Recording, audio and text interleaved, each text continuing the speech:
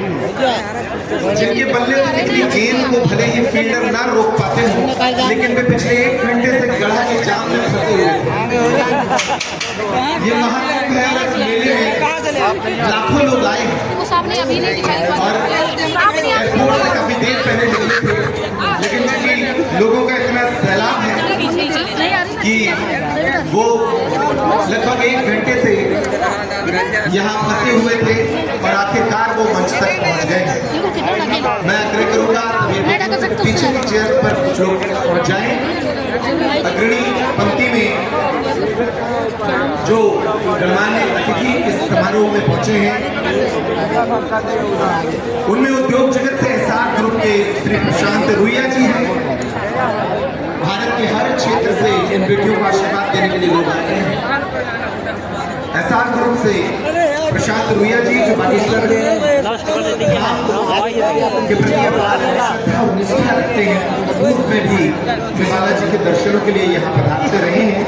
ऐसे प्रशांत रुइया जी झारखंड से सांसद और महाराज जी के अति प्रिय श्री निशिकांत दुबे जी वो भी पधार चुके हैं।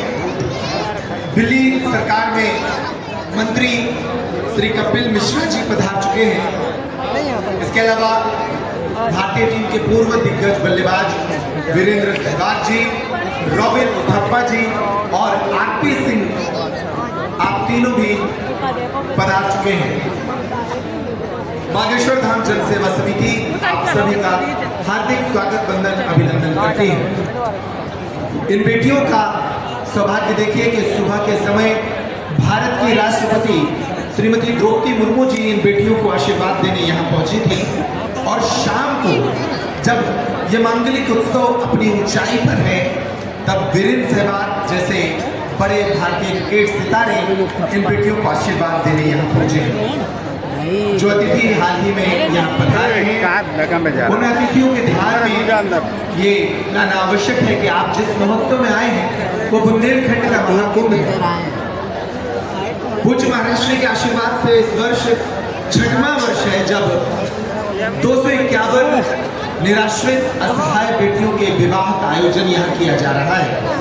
इस विवाह महोत्सव में ऐसी बेटियों को चुना गया है जो पारिवारिक रूप से कमजोर थी, आर्थिक स्थिति जिनकी कमजोर थी, या ऐसी बेटियां जो मातृ पितृहीन है, जिनके माता पिता नहीं है, तो ऐसी बेटियां जिनके या तो माँ नहीं है या पिता नहीं है, उन सभी बेटियों को चुना गया है।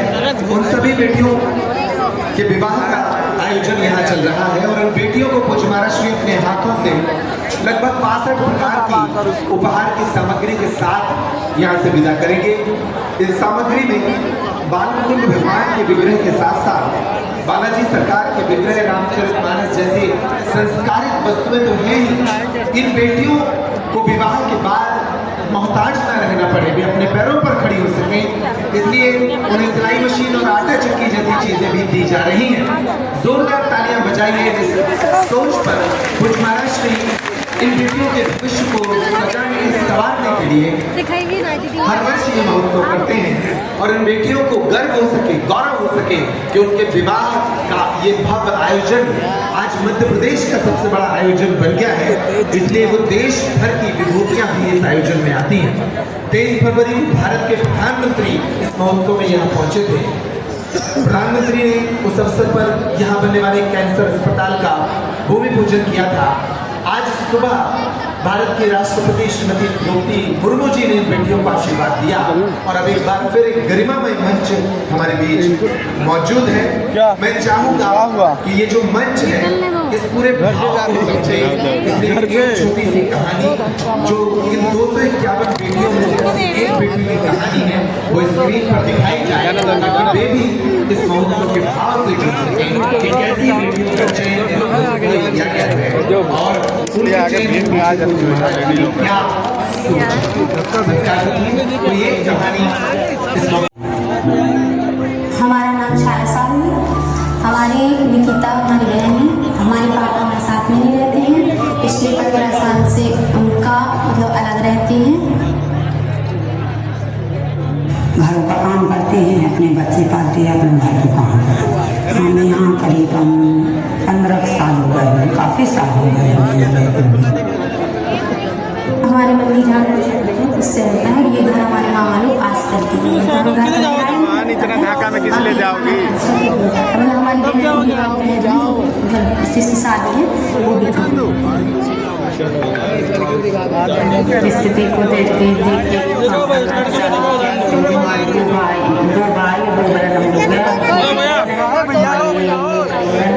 ये लड़की को देखने दो यार।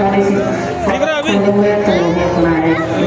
करते हैं। हमारा भाई काम करता है कि भाई हम इससे आगे नहीं जा सकता, मना कर रहे हैं। टेंशन नहीं है ये कि बताओ अच्छा पैसा होता आदमी साथ देता तो अच्छी बात नहीं रहती। अब हमारी टेंशन होती है लड़का जी। अरे यहीं से देख लो, यहीं से देखो ना अभी। पागल है क्या? से सोचते हैं कैसे होगी कहाँ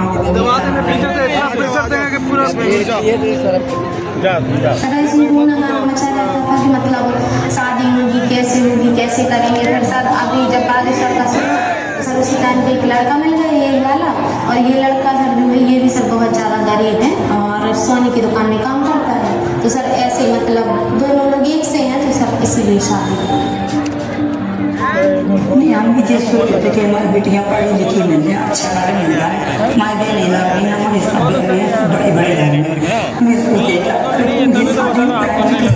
माँ कैसी अच्छा करने अच्छा करने हमारी चिंता नहीं हो गया। जो भी थोड़ा बहुत है तो माँ लोगों का दिया हुआ है। गैस सिलेंडर वगैरह, खाने बनाने के बर्तन है, ना टीवी है, ना कूलर है, ना कुछ सामान है, बस यही है। मान ले कि एक लड़की की शादी में तो 3 साल हुई। उनकी शादी में उन्होंने बताया कि जैसे तुम्हारे पति नहीं रहते तुम्हारे लिए तो आप फार्म भर लो, बाबा जी भगवान की कृपा हुई तो आपका काम वो बना देंगे। इसलिए हमारी सोचा कि सब लोग को कहा, इसलिए हम लोग ने फार्म भर दिया। अब रात को कभी जैसे बात होती थी, मम्मी रोती होती थी तो हम उनको समझाते थे कि मम्मी मत रो, भगवान है। तो फिर एक दिन मतलब ऐसी सुना, फिर बात टेंशन भी कम हो गई। अब जो महाराज जी शादी करेंगे इसमें सामान देंगे, पलंग, गोदरेज, वॉशिंग मशीन, फ्रिज।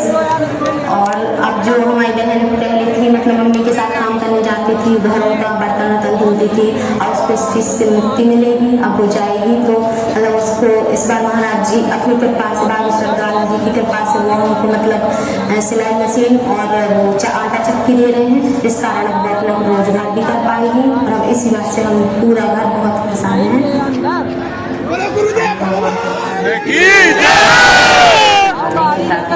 आटा चक्की भी उससे भी हो जाएगा और सिलाई मशीन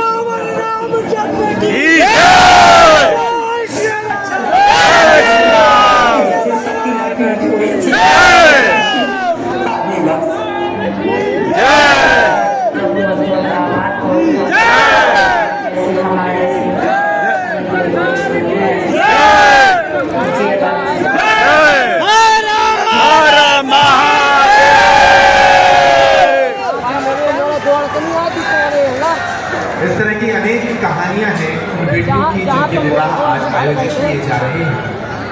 कई तरह के संकट बेटियों के जीवन में थे, लेकिन उन संकटों को सहारा मिला बागेश्वर सरकार का, और इस तरह से इन बेटियों के विवाह आयोजित किए। एक और छोटे से क्लिप अगर हो, कुछ महाराष्ट्र का आदेश हुआ है, किसी ऐसी बेटी की कहानी मात्र पितृहीन, ताकि हम सभी बेटियों के भाव से जुड़ सकें, इन परिवारों के प्रति अपनी संवेदनाओं से जुड़ सकें।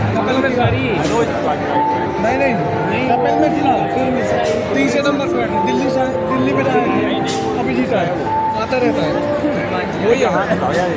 भाई देख ले यार, वही तो आवाज लग रहा गरीब है, मम्मी पापा टेंशन में रहते हैं कि हमारी बेटी बड़ी हो रही है, कब शादी करेंगे, घर ही नहीं बना